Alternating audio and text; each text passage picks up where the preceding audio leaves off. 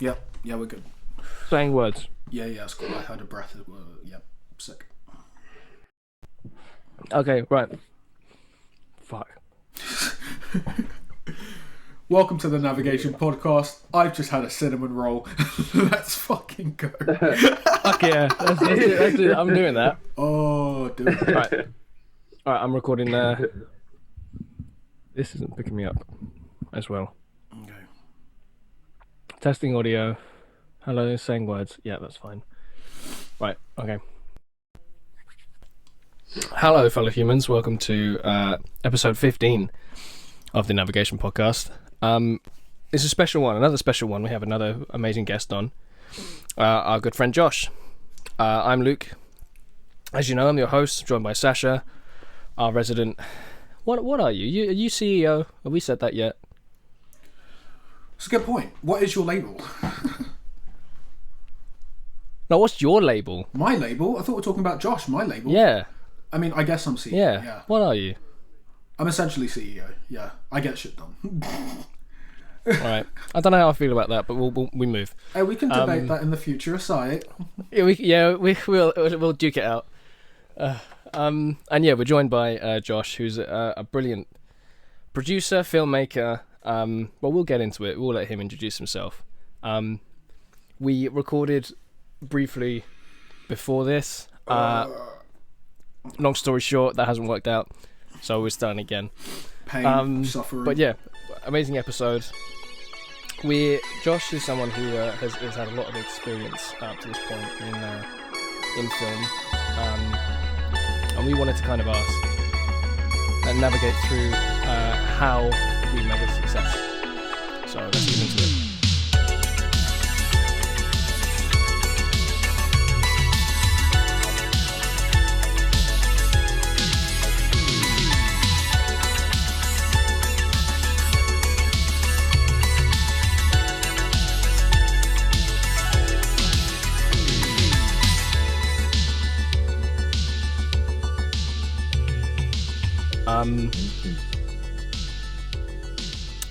Josh, why don't you introduce yourself, dude? What stuff have you done?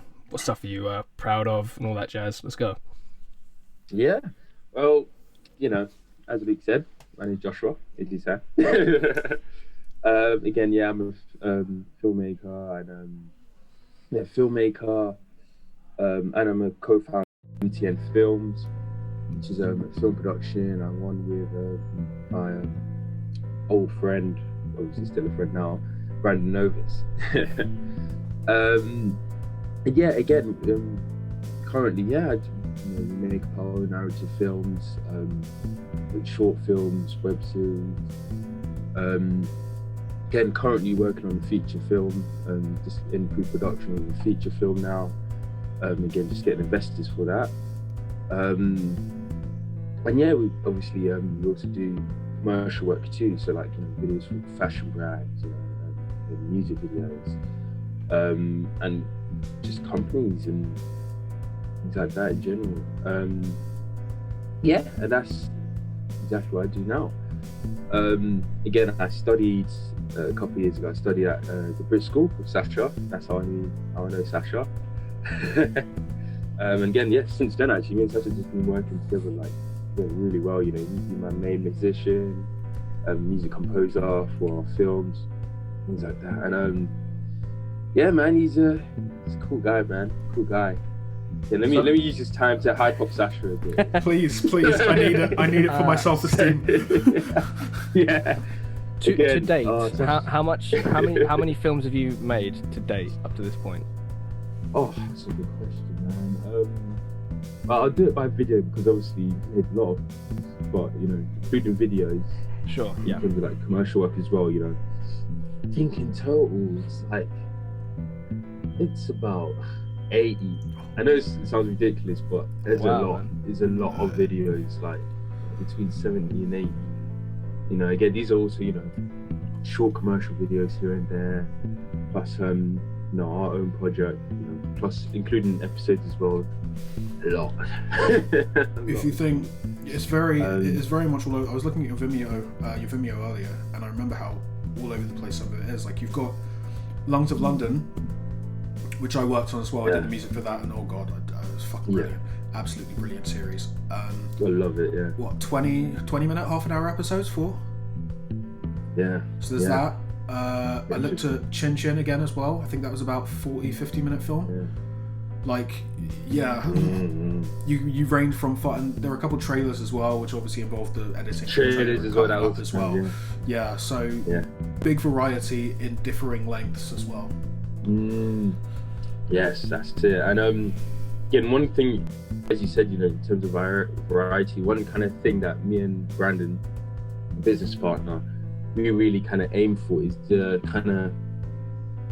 everything we do, every project we do needs to be different from the last. That's like our little rule, our little rule that we kind of live by. The MTN motto. It has to be different. It can't be the same. You can't do a thriller then a thriller again. It has to be, I don't know, a psychological thriller then a horror thriller, or a totally different genre, or romance, or whatever. That's in terms of narrative, obviously. Wow. Again, commercial work as it comes. But again, even with commercial work, it's this whole same thing of, don't do the same type of video kind of twice for a client, if that makes sense. It should be when you go through our pages or portfolio or whatever, or websites, it should just be kind of really different, different images, different colors that you're scrolling through. So it has a kind of a big variety, just a big kind of color explosion, or big kind of style explosion, where not only that, we just it's just fun doing different things, like, I would find it boring if you just do dramas like non-stop. That's just if you were to say that, oh yeah, drama is my style, I'm a specialist at doing dramas, or I'm a specialist at doing horrors or whatever. I'm like, yeah, that's cool, that's great. I'm like, eventually you get kind of bored of just doing that over and over and over again, because me, I'm very, again, I'm not a big fan of repetition. Yeah, kind of like, doing the same thing over and over again. Again, I'm a strong follower of the, the saying is, doing the same thing over and over again, expecting a change, leads to definition of insanity. It's the definition of insanity. Far Cry 3. Hell yeah. Yeah. I love that. That's when I learned that quote. I was like, yes. This is it. My jam. And weird that I actually live by. Yeah. Live by that quote, man. Because it is, to me, yeah, bars, man. You gotta kind of. I like to keep things fresh. You want to constantly keep things, different. And again, that's another reason, which I'm guessing we'll go into a bit later. Another reason why I decided to be, a filmmaker, because of that kind of constant difference. Every day is different, it's always a different challenge, different weather situation, different. So something new has broken, and now we have to work around it, or I want to make a point on that as well, actually, Josh. Different location. Because you made the point in the last recording as well, and I wanted to expand on it.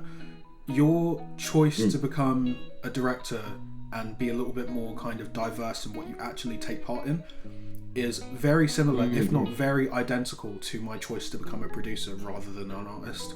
Yeah. Like, I find as much as making music is fun, like, I've done it for so long that I feel like there's only so much that I can make on my own, I feel like I want to experience someone else's vision and also kind of, explore it with them, enhance it.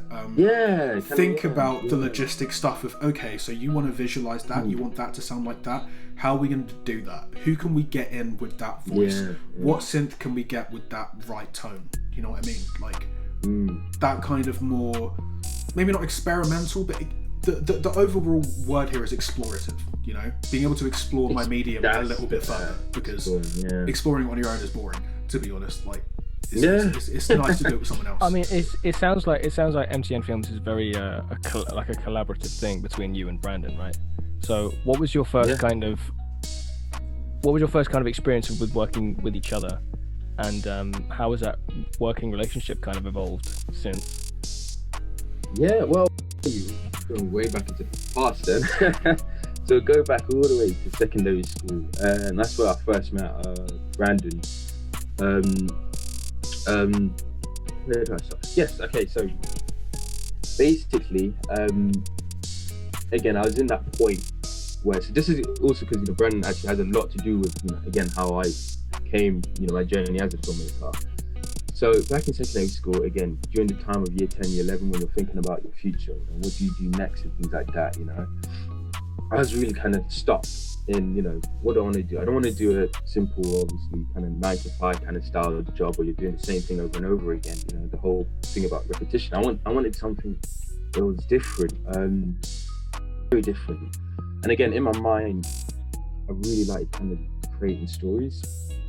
So I was like, okay, creating stories, what job could I do, creating stories? Well, I love video games, obviously. So I was like, oh, can I be a video game creator? Make stories out of that. But then I realized I can't code. I can't do none of that code programming. And if you want to get into the development stage, where you just focus on the story, you still have to go through that whole grind of kind of, common this and that, knowing just how to make a game. And I'm like, yeah. But surely you could still write the narrative for a game, though. Yeah, you can.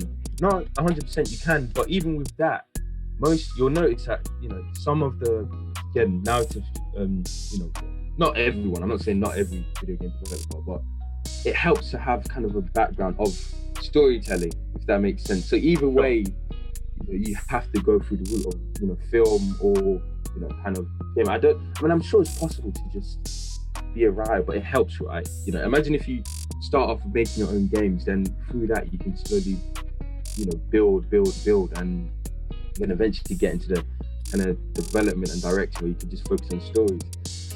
But even then, it was just a whole kind of, I play games and I'm like, it's just amazing. I'm overwhelmed. When I'm just playing them, I'm like overwhelmed. Like, how the hell do you create this? Creating a film is hard enough in itself, but doing all of that in the game as well.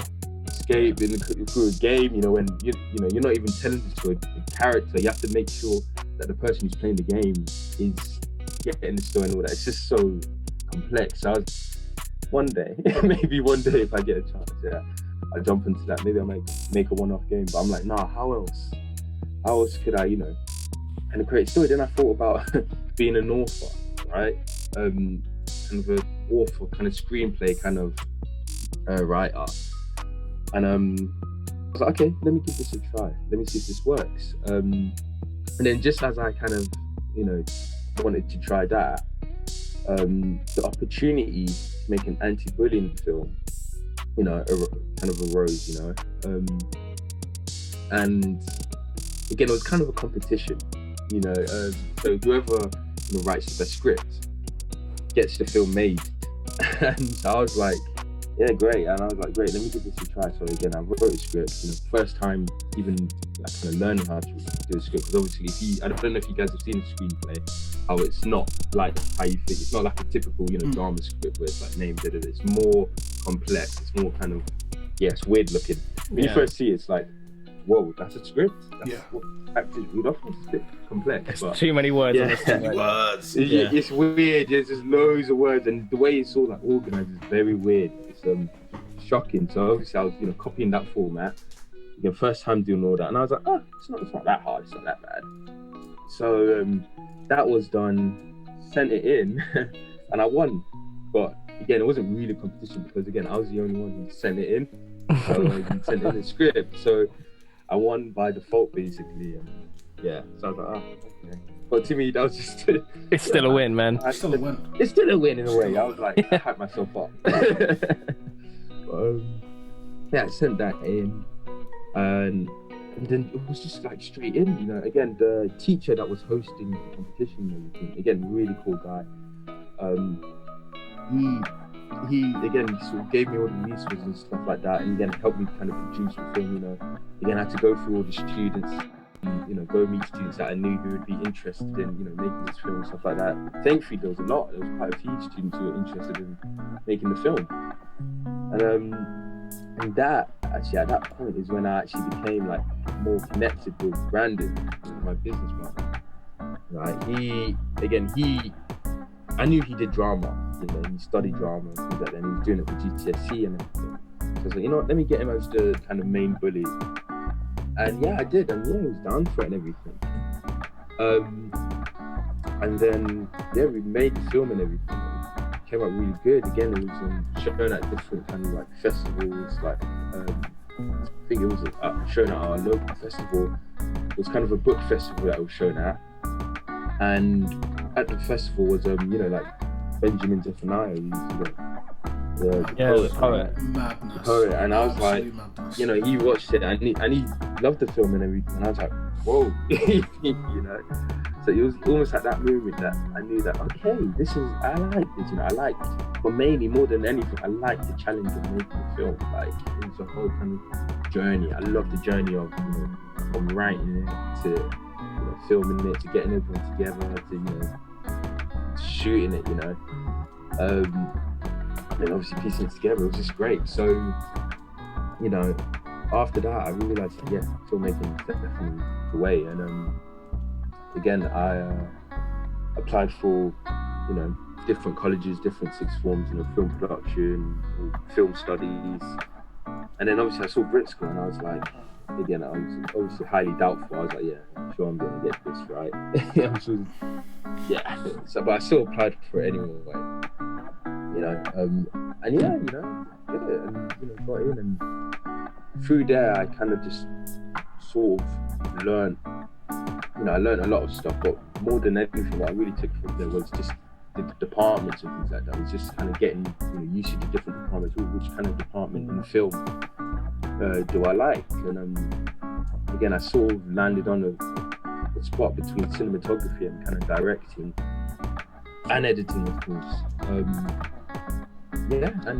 then straight after, I want to continue and go into what I did after that. Go for it, man. I mean, like, so for going from filmmaker and actor, you and Brandon, when did that become so viable business partners? Yes. So again, obviously, after that, after doing that whole film and everything, the anti-bullying film, I went to BRIT School and he went to sixth form, so we actually split ways. So as I said, and ages ago, it's just that the chances that were of me and Brandon becoming, business partners were just so rare, out of the blue. If someone was to tell me like that at that time in secondary school, I'd be like, yeah, right. I barely even knew the guy. Literally, I got him because I knew that he did drama, and I wasn't close friends with him or anything. Right. He did a good job, but I was like, oh, nice work, man. That was it. Good stuff, I know that like 3 years later, I will be working together.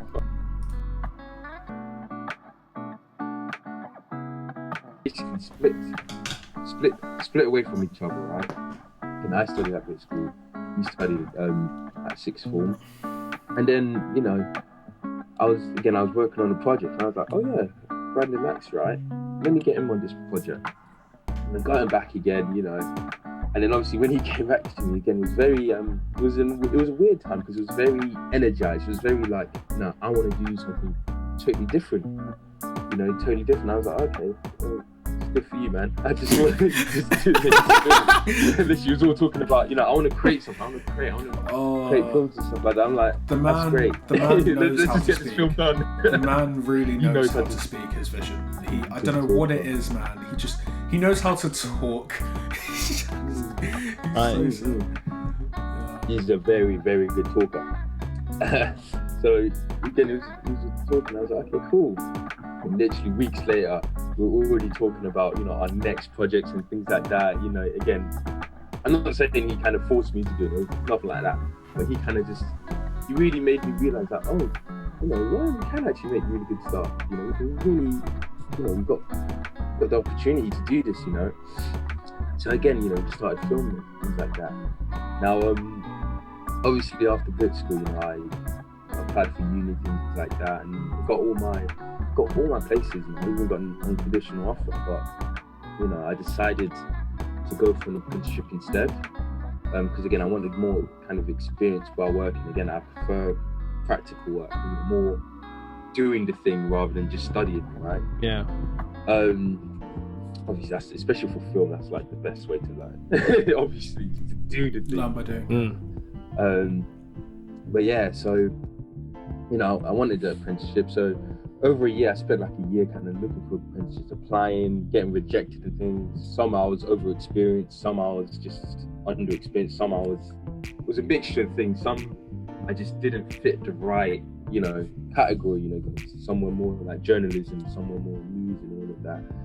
But so obviously I was feeling a bit down, I was a bit shocked. I was like, oh damn, okay. So, it feels like obviously that whole horrible feeling of, it feels like I, wasted a year, thinking I was going to do one thing, kind of got slapped in the face. So I was feeling a bit kind of off and down.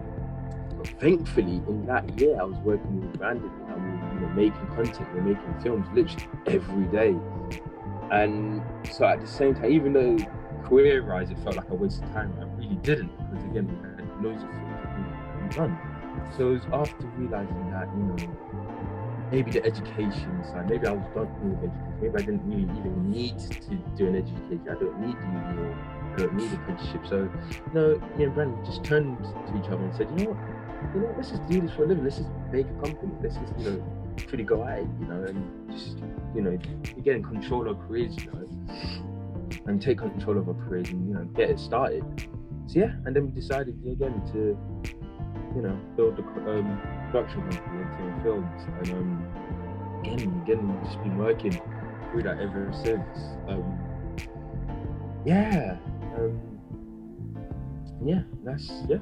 And what makes that partnership so successful to enable you to enable you guys to make as many films as you do, so to such high degree as well?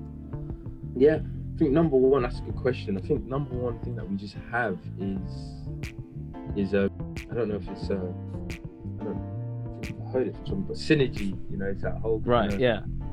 But that's not music term, is it? No, I think it's a media term, my bad. But synergy is like, and the power of kind of working together. We just work so well together in terms of like, well, first it all starts from the wants. It's like you gotta have the same want, especially when you're working with someone.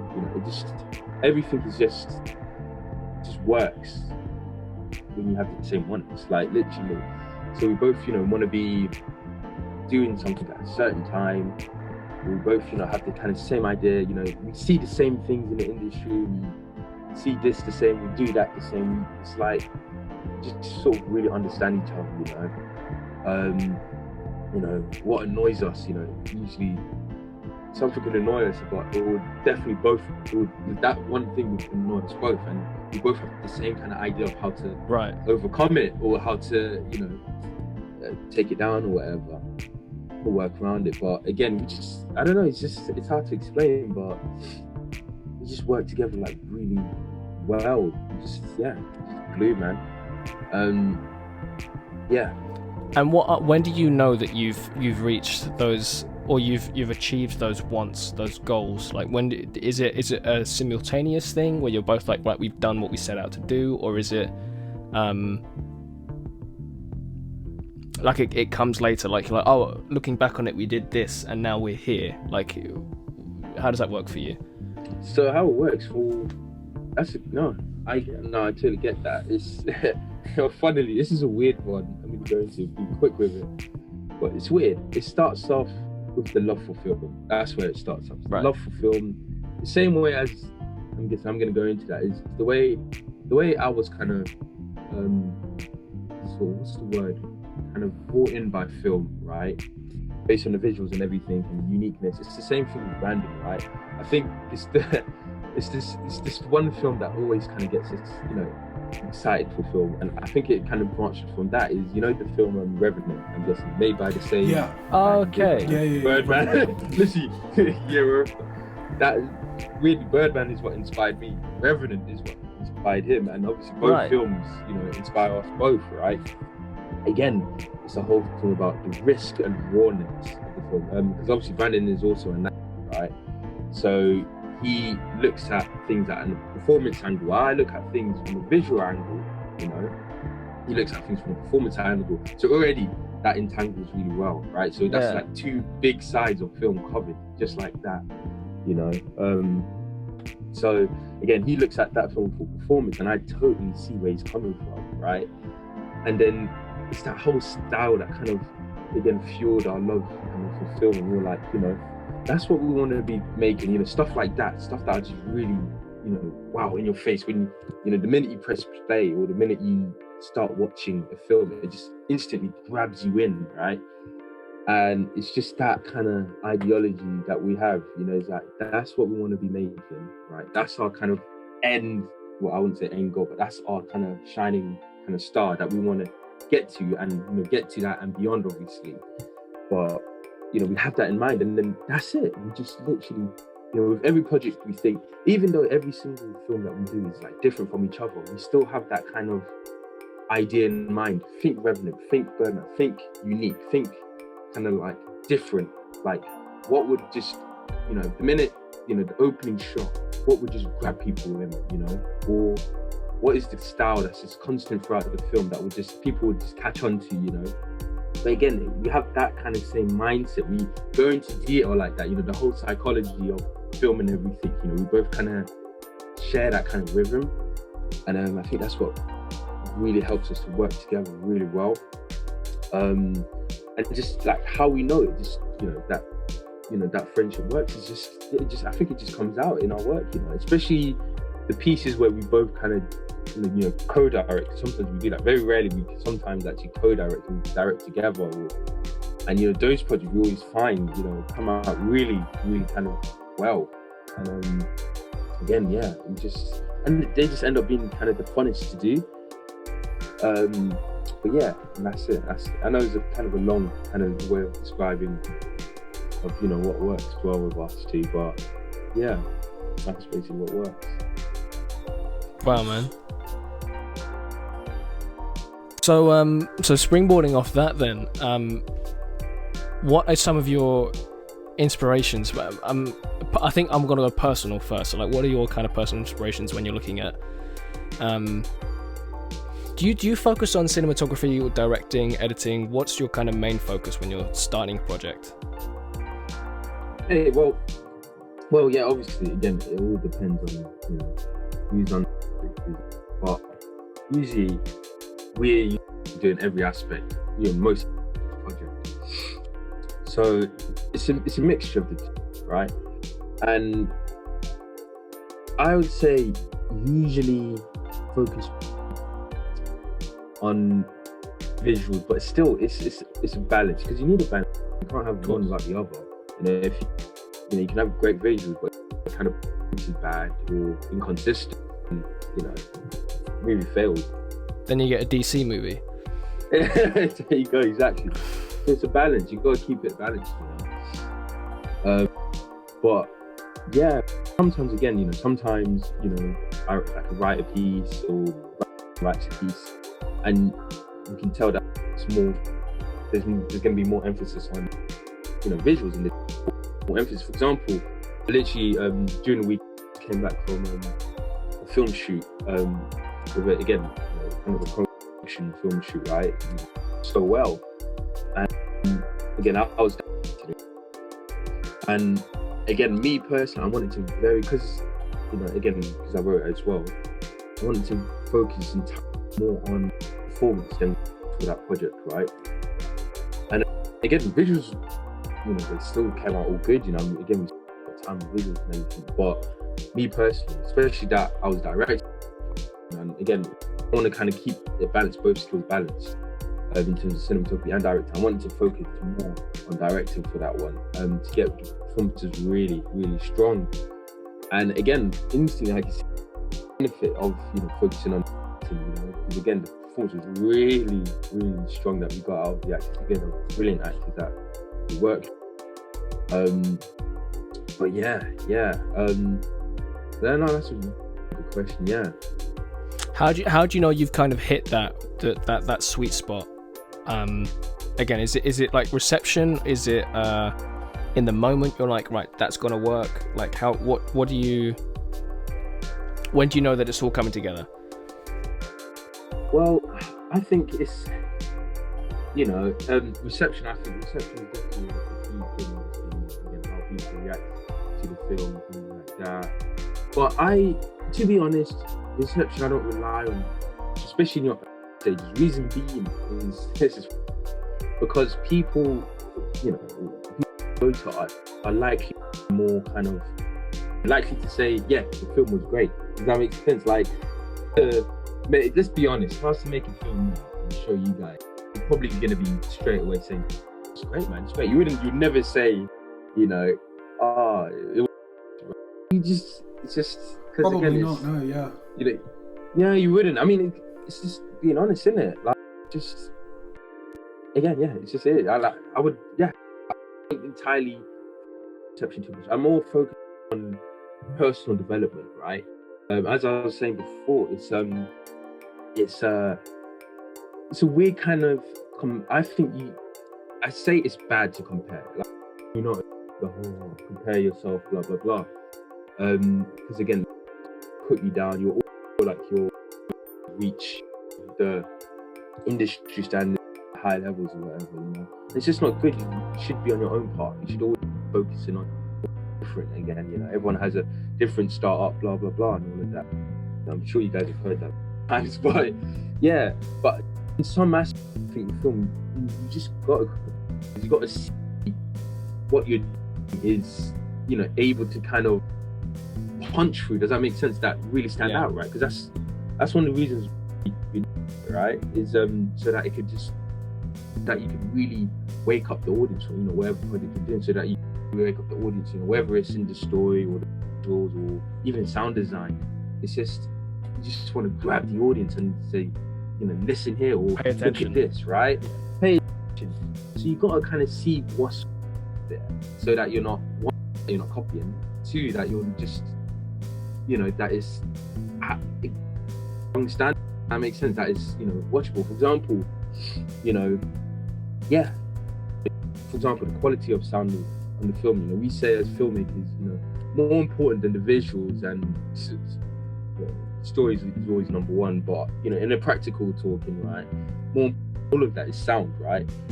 You can watch a film with bad visual. I think you can watch a film with bad visuals, right? But when it has bad sound, that's unbearable. It's a weird thing. It's a common thing that we always say in films. Make sure your sound is, because if you have bad sound, it's just you're listening to that. That's the thing that's getting into your head. Visuals you can block off. You can ignore visuals and focus on the story, right?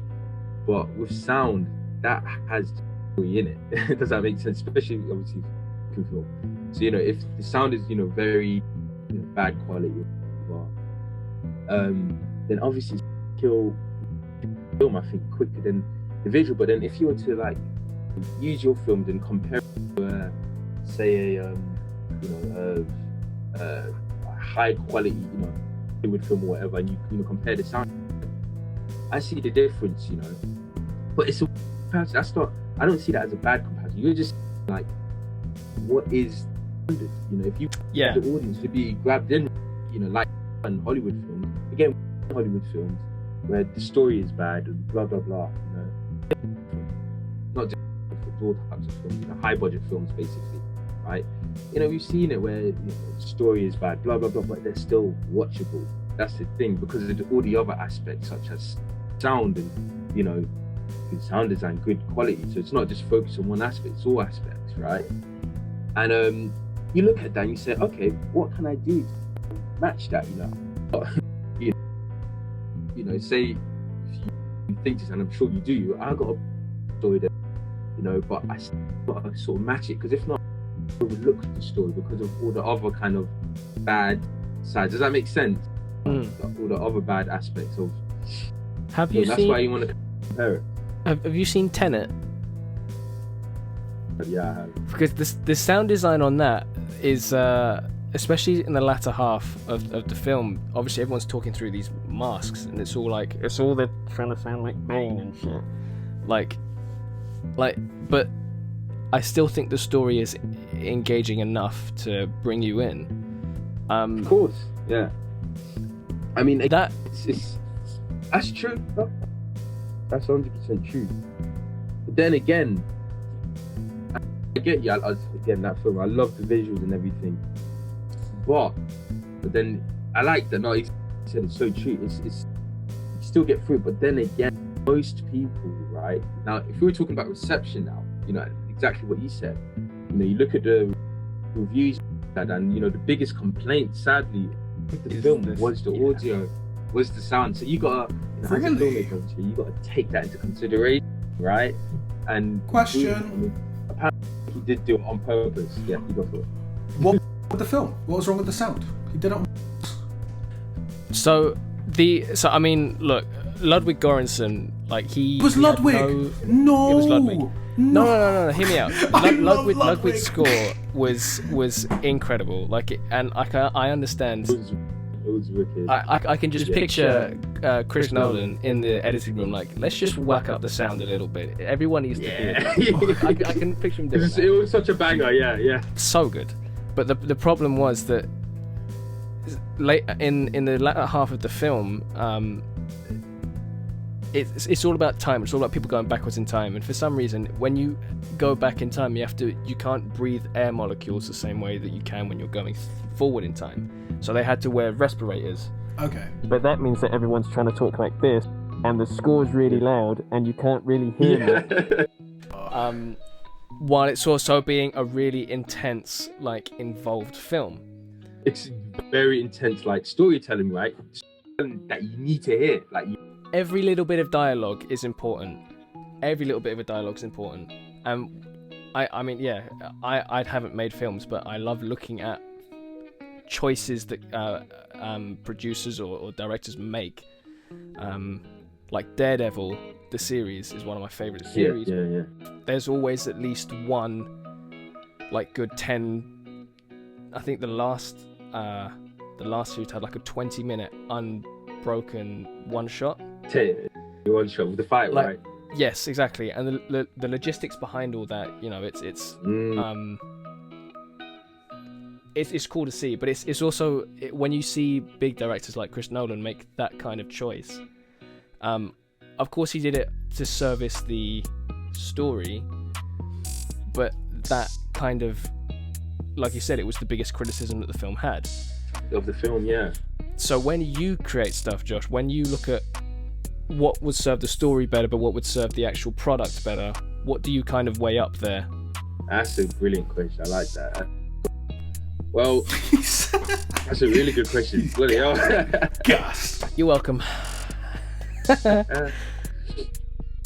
Well, it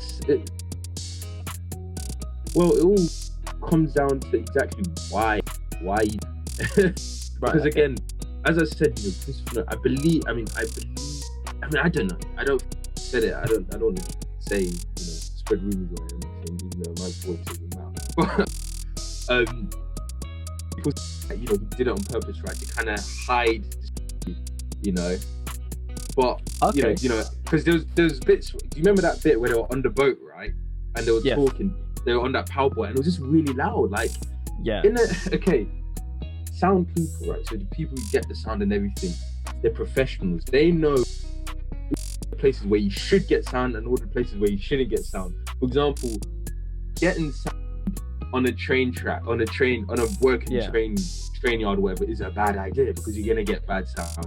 The character is gonna be talking, and then all you're gonna hear is. So every person knows that, every editor knows that. So clearly it was on purpose that he did that. I mean, he's been making films. He's been Inception and all of that. They've never had sound problems or anything like that. So clearly, kind of did it on purpose. Now I'm guessing obviously it's to kind of hide the plot a bit, right? But then I'm asking why? Because the plot is already complex enough, right? So why do you further hide it and kind of destroy the quality of your film to hide something that you don't really need to hide? Like, the story is really in itself. You really don't need the extra to kind of hide the story. So you ask yourself, why do I need to do this? And I think if you just ask yourself why, does it serve a greater purpose? Okay, for example, you've got a bad guy, hiding this guy's face. Why do you want to hide this guy's face? Do you want to do it just because of tension, or do you want to do it because he has a messed up face, that he has a familiar face, or that his face is actually the main character's friend? You know, does that make sense? You gotta have a why behind everything you do with film. So I was looking at a lot of anime tropes the other day. Yeah, I'm sure you've heard.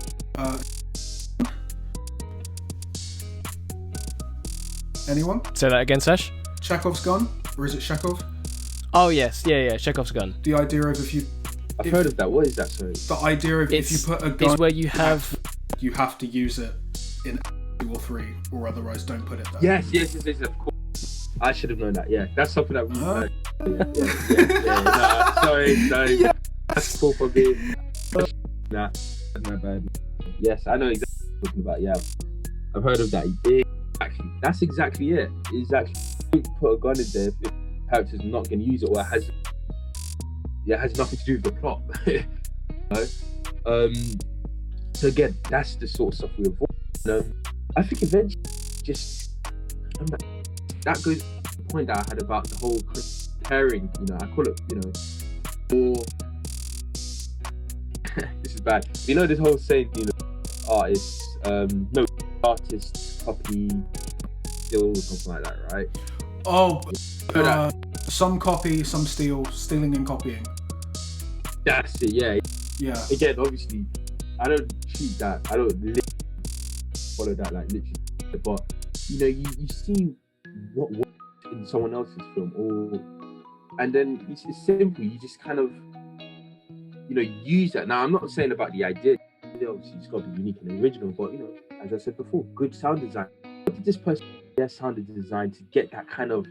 It's no different from learning. It's no different from a teacher teaching you something, or no different from a teacher teaching you about a great musician, great director, or something like that. Or you get what I mean? Or learning a new guitar, or whatever. I was talking to, thing, you know? I think I was talking to Isan. It was either Isan or David about this, about how adaptable English comprehension when you're a child is when you get older. The idea, here is a piece of information, what can you take from it? Exactly. But how can you take from it without copying exactly what it says? Like, what can you get from this? Like, I don't know, say a person in a room and they're watching TV, really bored. Why could they be bored? Maybe because they're watching bored. Maybe the TV, you know? That kind of possibility, the kind of this could mean that, this could mean that, but if it could mean that, that means it possibly doesn't mean that, which means I could make it and make a complete. Exactly what you just said. Not to kind of draw not to draw the curtain back too much of your process and stuff, but building from that, you talked earlier about like styles and stuff that you that like Birdman and Revenant and stuff like that have inspired you both. But what kind of styles do you borrow from? I love the editing in pretty much all of Edgar Wright's films. I think the quick cuts, like it adds so much energy to like Scott Pilgrim and Baby Driver and stuff like that. So what kind of things do you incorporate in your own work that you've seen? That's a good question. Honestly, it starts from genre with that, right? Because if you're different genre, you're gonna need a different like skill director, set. Skill set, exactly. But one kind of that's a good question.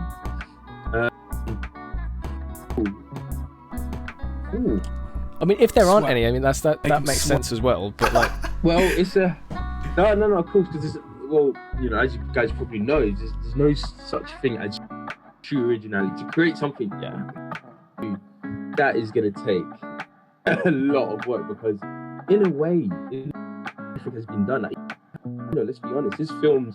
If you look at his films, most of them kind of, you know, copy westerns. You know, he even says it himself. He's in the amount of films he.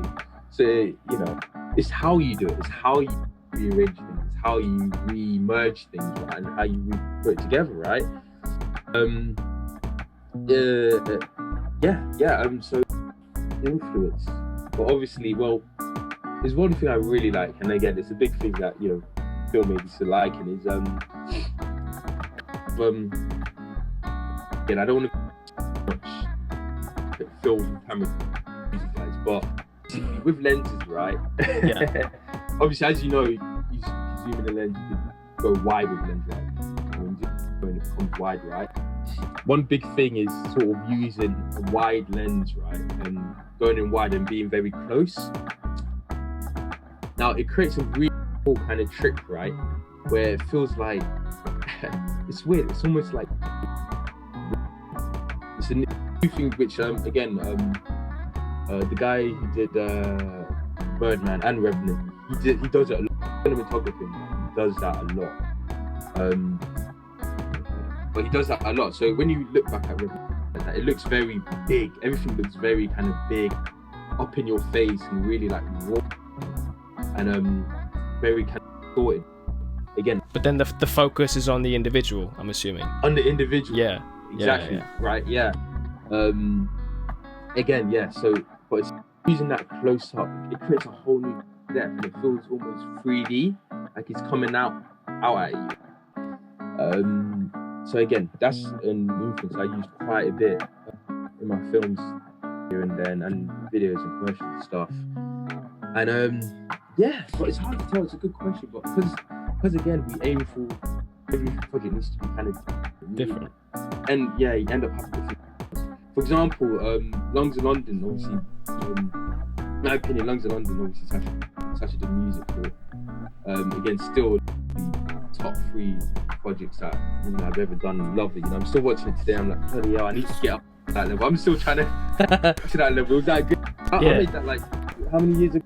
Shit, I'm still trying to get up to that. Now? Like 2018, I think. What? Yeah, Shit. Yeah, I know. I'm like, but I'm still looking. I'm like, I want to get back into that. But basically, style that we did for that, again, I got a lot of that stuff. Because when you watch it, it's very kind of fast paced and very kind of, it's almost like a, like a run, like your beat. Yeah, but again, all depends on film. Yeah, it just depends on the genre of the film. Well, that's a nice way to springboard onto 2 things, actually, whichever one you want to address first, is when you do approach the music side of things.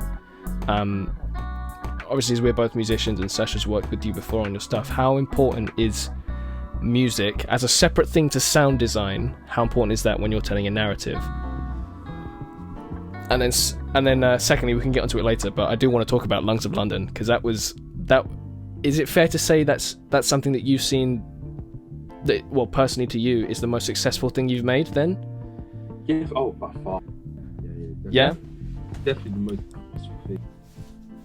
Yeah, we'll go into that. We'll close on that one, but yeah. So, yes, music for mostly the projects, music is so key.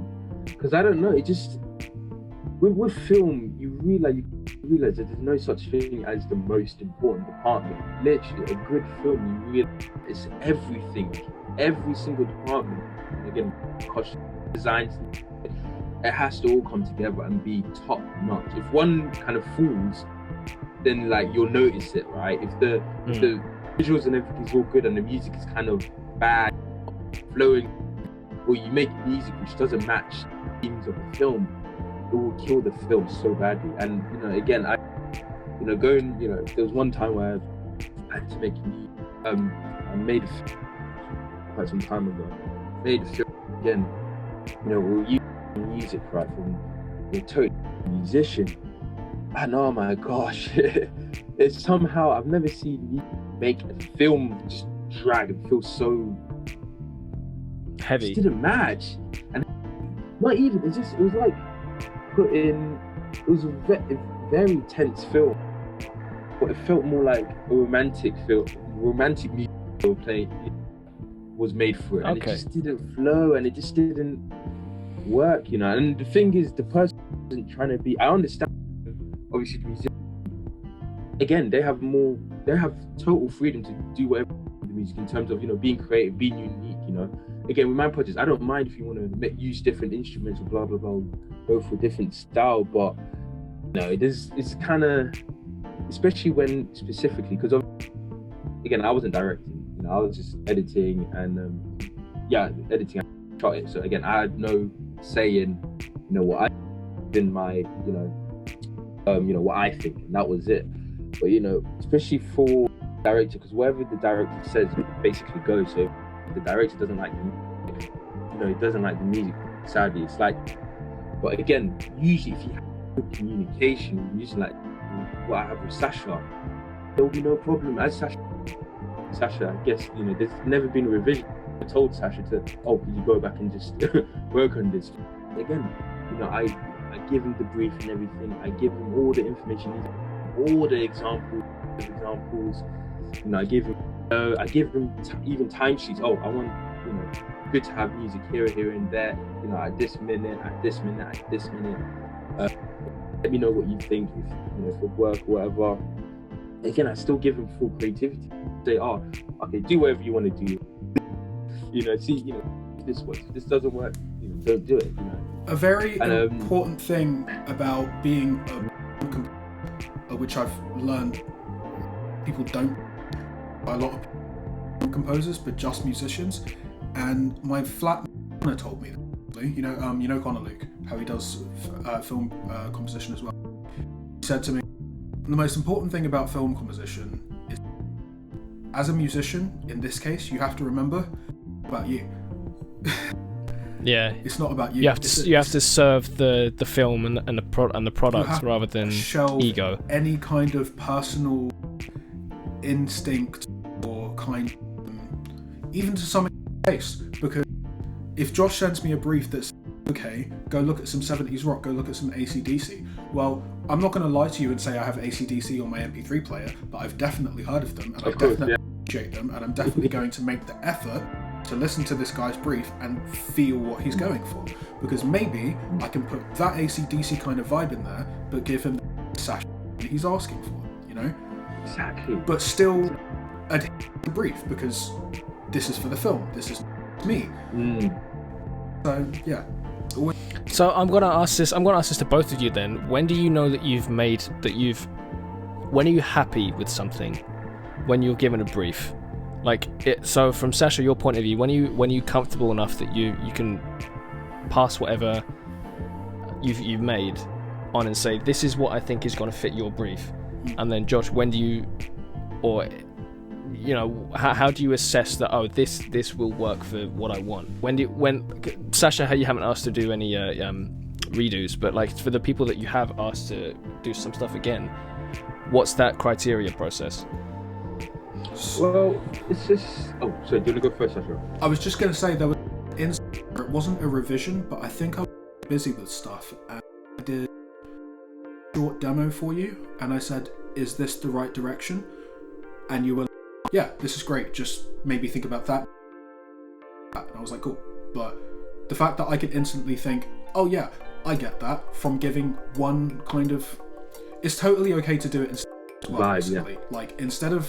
Instead of going all out, because remember, I know my project, so I need to know whose project it is, if they that this is going in the right direction. So if I get to a point where I think, I only get to 2 points. There's either the point of, I don't know what to do now, I need a little guidance, this is okay, I think this is the one, the shot. If you're wrong about the second, that's film, that's the industry, it's cool. Yes. Just jump back in, brush off, it's alright. For something else, it's fine. But yeah. No, I totally feel that, I get that. No, man. Yeah. What you're saying, yeah. Again, linking to that, yeah, how do you know it's right? Well, it's just, it's where, I'll be honest, okay, this is the process, right? Honestly, the nervousness, I never go into this, I know what I'm talking about, but honest, every project, it's that nervousness of when we, you send over, this is the music, because it's a thing for film, honestly. It is basically, it is the true connector film. It is like, so imagine what it looks like, right? It's like scene. What the music does is connect each scene. You know, without that music, oh my gosh, it's just so weird to watch a film. Honestly, I watch a film without music. It's a bit. Yeah, it was a bit jarring when I first started writing to film as well. It's really weird how, exactly. It's weird. Yeah, it's weird, right? So then obviously when that music comes, this is it. This is the connector. This is the bridge. I'm like nervous. I'm like, whoa, I'm hoping it's good. So obviously I go into the WAV file. Sometimes I put straight in and see if it's like when you do it all in one track, to see what it is. Sometimes I listen to it just on its own, and then what usually gets me is, I don't know, I think it depends on the project. For example, with Lungs in London, I always say that was, when I first heard for Lungs in London, it was perfectly exactly what we wanted. It was the beat, yeah. And because we wrote that, again, we sent Sasha loads of examples of, beats, and the beat that Sasha came with had this similar kind of vibe, and it was like in pace with the film, right? But at the same time, the beat was just so like catchy, like it was in our minds, like for ages. Even till this day, I still feel like when I'm walking down the street, I just think, it's so never forget. It was you need to watch it. So heavy. The way Brandon gets out of it's just so sick. It was a good shot as well. Yeah, man, I would love to do with the new skills I know now, like with what I know now, because again I made it 2 years ago. If I was to recreate that with the stuff I know, I would be even better than. Yeah. I swear, it's when that music and then I put it together. I was just like, oh. I was just, oh my god. And again, that's all the projects. It's just, you just put it together and it's like, this works. Sometimes there were times where you would make music for one scene. Oh, that's good music. But I wouldn't use it for this scene. And what I do is just sometimes I switch it around. This for that scene, and put it for that scene. And again, I'm like, that seems better. But again, it's usually, I don't know, it's just flow. It's when you get the flow right, you just hear it, then you just know, okay, yeah, that's it. It matches. Again, it's hard to explain how you know it works, because you'll know if it doesn't work. I mean, when you edit a project, it usually takes between a week and, or depending on the project, a week, 3 weeks. It usually takes me like a week, about 3 weeks or 2 weeks to edit a short film, for example, right? Because obviously I've got other stuff to shoot and stuff like that. But, you spend like total like 30 to 50 hours on an edit, right? So that edit inside out, right? When you're editing, you have the in your mind, you have the tune in your mind, not the tune. Does that make sense? Obviously, when you get into a high level of when you get into higher budget stuff, right? You do like music, which makes the job even harder. So they'll get music that, I don't know, it could be copyright-free music, or it could be like, even uncopyrighted music, and they just put that in the film as place. So when the musician comes on board, they'll get an idea. But the problem with that is the editor or whoever is edited, or even the director, will be so used to that music, that music that they even own, that it kind of gets into their mind, which is a problem for the musician, because the musician will then kind of have to do something to make it, but even better, because if not, they'll, the director will be like, oh, it's not the original I had on it. But that's the thing, right? Most filmmakers already have a tune in their mind, when they're kind of editing, right? So then the musician, that's why it's so hard, right? Because they have to match the tune that they have in the mind, they have to match the editing pacing and all of that. So that's why it's so easy to know whether the music matches or not. It's pretty easy, it's pretty quick, especially if you give it to the editor, will tell you straight like, nah. This right. You need a bit more. It's not enough. See if there's not enough tension. There's not enough. The build flow isn't there. You can tell. yeah, again, that's how I personally, I don't know. How do you know, Sasha? I always wondered, how do you know that it's good? Okay, this works.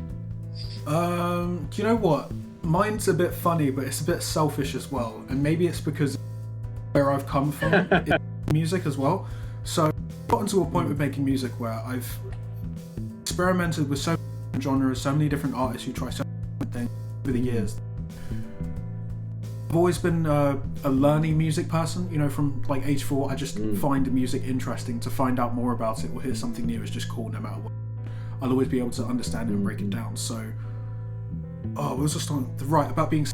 I've gotten to a when if I want a song or like a track for myself, I know where to start because there's so many places I could start because I've started from so many different places over the years, right? When I get an external stimulus like a film or something, and I'm making it, like I get where they're going with this, and then I'll start listening to it. I'll be like, shit, this is really good. Shit, I don't want to give this away. Shit, I can make another one and want this one. You know what I mean? When I start thinking of ways how I can keep this and give you, like, make something like this, and when I want to hold on to it, it's good. And that's what Coldplay did with Paradise. Oh shit! So that song that was originally written for X Factor. Oh, that was the winner single, and nice. It's too good to let go. When you know, like the Lungs of London straight away. I think there was also episode 3 as well. It was episode 3. I did a cool kind of piano, and I really liked the way it started. It's like staccato and shit. I was like, oh damn. Oh, do I have to? Do I have to? Oh. But it's when you have that feeling. I know he's going to appreciate this more than I will. So. Yeah. Oh, that's nice. Towards the end of this, then, I want to get your perspective on awards and like external recognition. You talked about Benjamin Zephaniah kind of recognizing the first thing, the anti-bullying film. Does that factor into your drive to continue to make things? Or alternatively, do you shape your ideas to kind of fit something you think is going to receive recognition, or do you still just make for the sake of making? That's a good question. Well, back in those days, definitely. I mean, that's a shot because again, back when obviously that was made, again, it wasn't. I didn't even do it for recognition. She just did it because I love, and I obviously realized that this kind of leads on to more opportunities, and it was more. I think it was more the opportunity. That's what I today. So, two was again everyone seeing it and all of that, and everyone accepting it and all of that, and obviously feeling all of that. But now, obviously now, it's definitely not that, but it's more about the opportunity it gives now. So then, all the films that we make, all the films that we make, and commercial work as well, do it for the purpose of again getting more clients. It's not about obviously making sure the client or whatever is happy with the work and everything, but more than anything, it's more about getting more clients. Into the next step. With, now, the next step. That's the next step basically. Now to work the same thing. How could we? If make a film, will we be able to get bigger investors, even more investors for the next film? So make this film look good, then the next film we get bigger investors coming in for our projects and stuff like that. And that's it. And that's why we do it now. It's not recognition and all of that.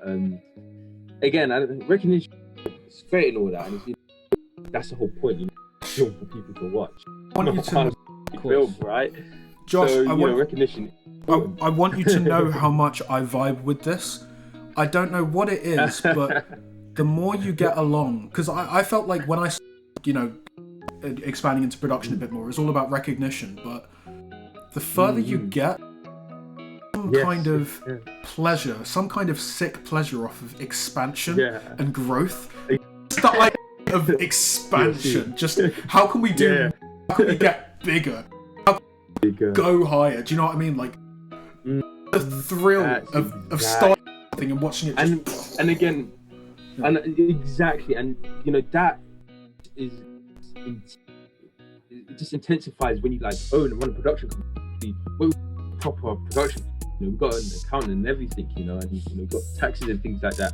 So not only that, you know, actually money is on the, you know, eventually we've got to make a living in the company. We have no choice because it's an official, you know, it's an official company. So, you know, everything we buy, everything, you know, all through the books, you know, which is all of that, you know. So it kind of fuels that even more of like wanting to forget about recognition. You know, recognition is great, but more than anything, making the company grow, man. Making the actors and performers and musicians, everyone who works with us, making them grow. You know, they get good stuff out of it. That's what it is. It's all about growth, you know. And again, that in mind, it makes you more comfortable about making mistakes. You know, so it's not as nothing is as tense anymore. You know, it's like, okay, we're just growing here. We're always growing. Because you know, when you're doing it for fans, you know, for fans or followers and everything, you know, there's always a tension that it's got to be good. You know, it's got to be good and all of that. But then when you're doing it for, it's, you know, you're getting better, if that makes sense. But why? That is why. So yeah, awards and stuff like that, again, we don't really care too much about that. Again, it's more about because we have a bigger picture, you know, and we know that recognition, you know, how many views you get or how many, you know, people you get watching a film, that's going to get us to where we want to get. What's going to get us to where we want to get is get investors. And again, the people, you know, clients coming to us to again build a company. It's getting people that we can actually employ in the future. That's why we're working. That's why we're, you know, striving and pushing forward, not for the recognition. But yeah, that's it. That's my answer. That's a brilliant answer, and it's it's refreshing. Then to round things up. What are the stuff that what's coming up for you guys now, and B, like, are you proud of how far you guys have come?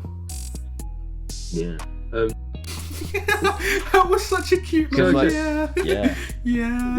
Because like, I know Sasha's obviously that was me mumbling. Sasha's much more familiar with your story and stuff, but even just listening to you know, from humble beginnings and stuff like that to having your own company, that is fantastic. Just for me to hear about that. But are you guys? You said you keep looking for the next step and stuff like that, but like, do you ever take stock and just kind of sit and say, wow, we have come so far? Like, yeah, what's that like for you? It's brilliant you say that. You know, again, the take stock moment you said, we literally had that last year, obviously, after the virus and everything. I'm sure everyone had that moment where it's like, you know, you had that self-evaluation, right? Of what have we done and stuff like that. You know,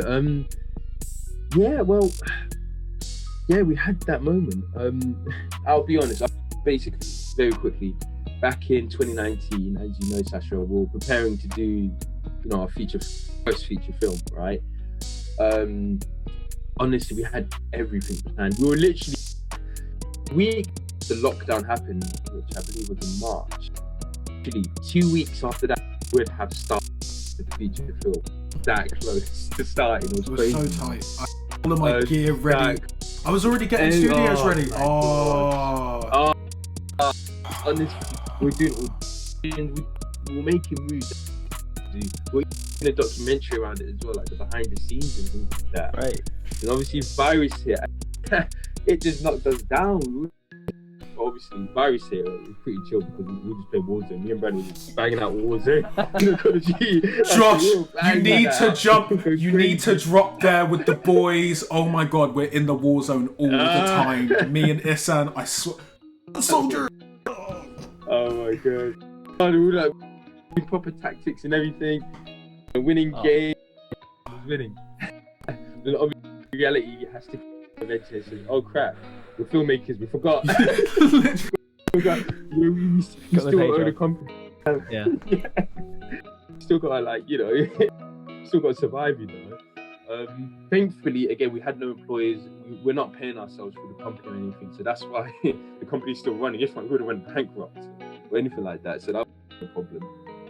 So we're okay. So again, we're just thinking the next steps. Of course, we're going through the emotions about, you know, everything was slapped into our face. How are we going to get out? You know, we can barely film because of all the restrictions, you know, that locations, even hiring out locations is a problem because we're not allowed, obviously. You know, a few locations. So basically, the film to do. You know, again, actors as well. You know, their safety, and again, we don't want to put anyone at risk. So we're thinking, you know, what do we do? What do we do? And it is, you know, we're like, you know, all this time, let's bolster up the story firstly. And that's what we did. As Sasha, we went through. Story's kind of the same, but it's been it's been improved so much. You know, it's more specific now, and I'm telling you now, way better than when we tell you the news story. Oh, it's tense, man. It's more tense. Now, you know, the stakes are, and again, there's more of a message now. There's a meaning behind the film now. But yeah, it's so you know, after we wrote it, I think we're like, okay, let's go in, you know, let's take a different. Originally, we were gonna actually somehow fund the whole film out of our own pockets, which, you know, we had the funds and everything, you know, to do it out of pocket. But we're like, no, the new version, we can go bigger with it. You know, we can go get a higher production value. Because again, the whole point of the film was, as we said, it's not for recognition. Before we get into the next step, you know, we make that feature film. Investors will be like, wow, okay, here, more money to make grow. That goal is again, it's never to get all the recognition. Yeah, recognition from festivals and stuff like that. Again, but that's just full growth, you know, to get seen even, to get obviously to get to the next level.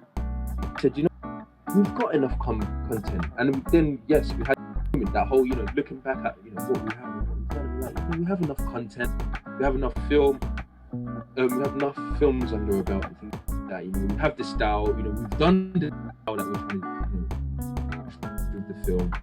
So why don't we invest this now, you know, and save us the trouble, you know, because again, obviously, the virus stopped all of our work, right? So it hit us, of course, in terms of getting the money. So, you know, to get the money for the film would take a whole nother year, and we just, you know, you don't have that time. We don't want to waste a whole nother year trying to. That's just like, let's get investors now, and that is what we're doing now. Basically, we're building a sort of how do you say it? We're building this plan basically for investors about the film, right? What's the business plan's going to have? It's going to have something called a scissor reel, right? Now, a scissor reel, basically. Do you know what that is? It's like scenes and stuff cut together. Yeah. In the style of the film you want, basically.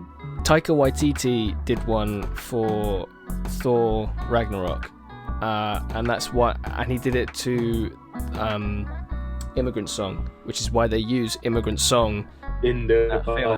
Yeah. Love it. Mm-hmm. But exactly, they do scissor reels all the time, and the time. Especially, that's good that he did it for that, because if you notice as well, for Ragnarok, look at the style. Just look at the style. It's such a different style. And that is why he needed a scissor reel. If I guarantee, if he was to just pitch it alone, they would have been like, maybe not. But two different. It's two. Does that make sense? It's two. Yeah. But again, the scissor reel helps because they can see it. They can visually see what the film would look like. You what know, they're investing in, expecting to make. Yeah. To make. Not only that, especially if you shot it yourself as well. If you've made it yourself, then it's like, okay, and it looks good. They're like, oh, trust these boys. They shot the scissor reel. It came out really good. And that's what we're doing, like. That's what we're doing. So we're using some of our funds and stuff in the account.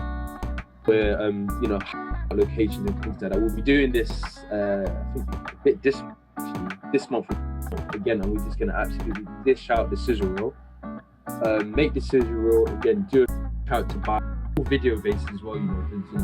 We can write all this stuff. We have the equipment, we have all the shoot, decision and the portfolio, the business, all that. That's what we're doing, and then from that point, you're looking for investors and looking for clients and things like that. And, so again, it's again, we've got no idea how long the process will take. We don't know. Again, we don't want to put a date or anything on it. Again, putting dates, at a time like this, putting dates, you just don't know what. You don't know what's gonna happen next. Anytime you put a date on something, it's like a week. Like, it is what it is. It is what it is. Actually, so there's no point. And the main thing is it's happening, and it's done. We're already posting. We've already got a lot of stuff, full decision and things like that already. All of that stuff, and I'm just happy that the story's better, and it's even more marketed. It's the pitch than the original. It's even so.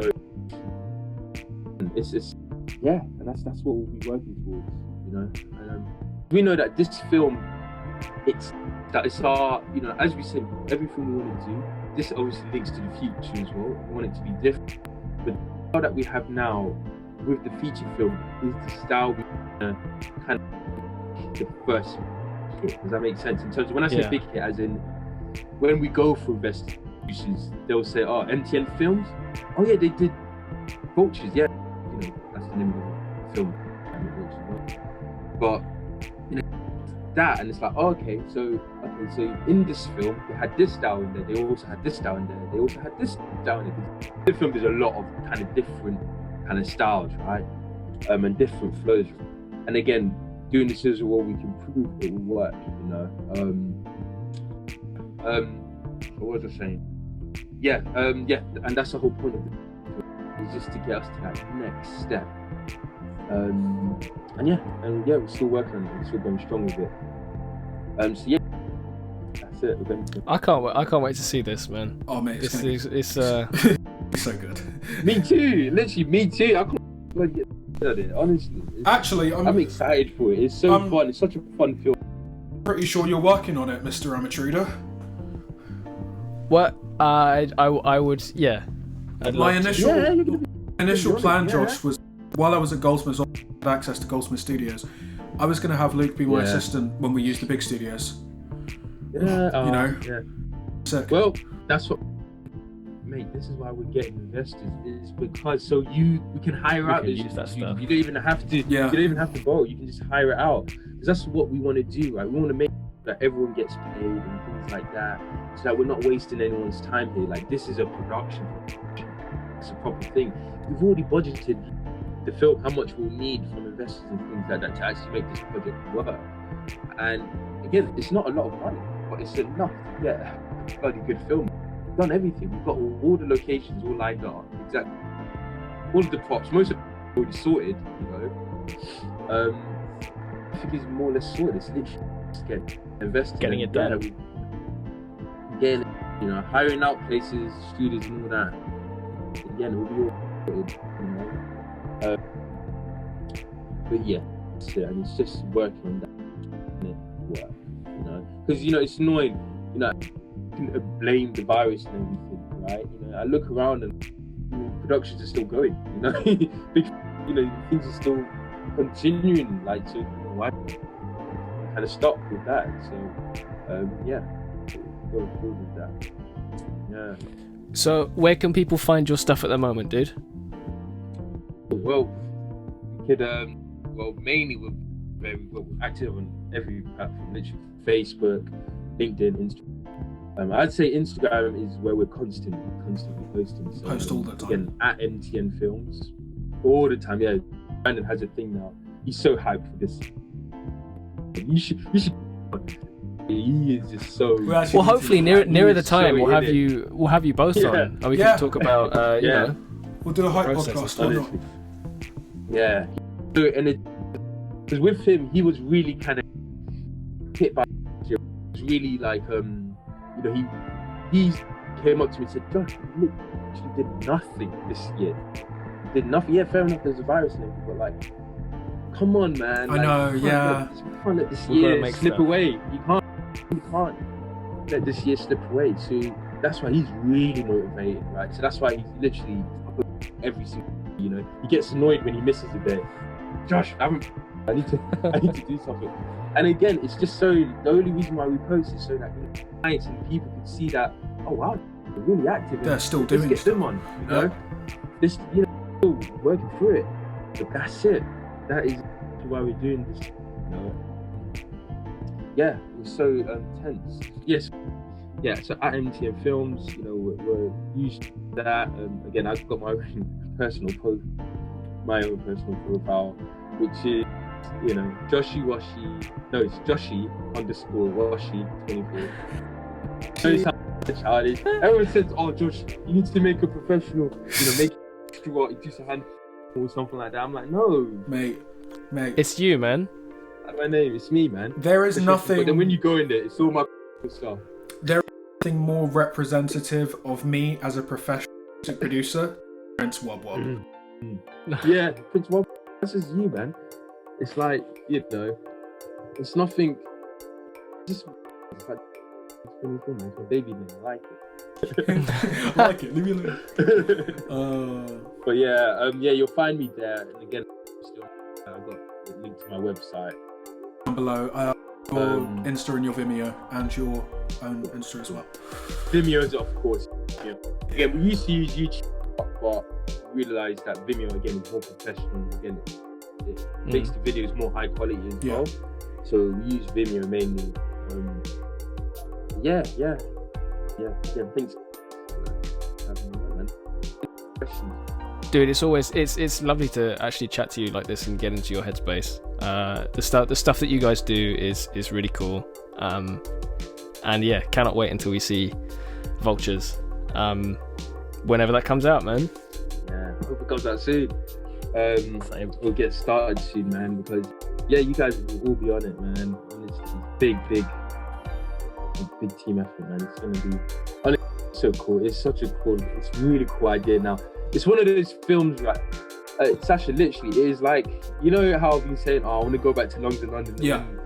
That flow, same flow, because we learned from that, because we realized that was our kind of best. Really that was our best, you know.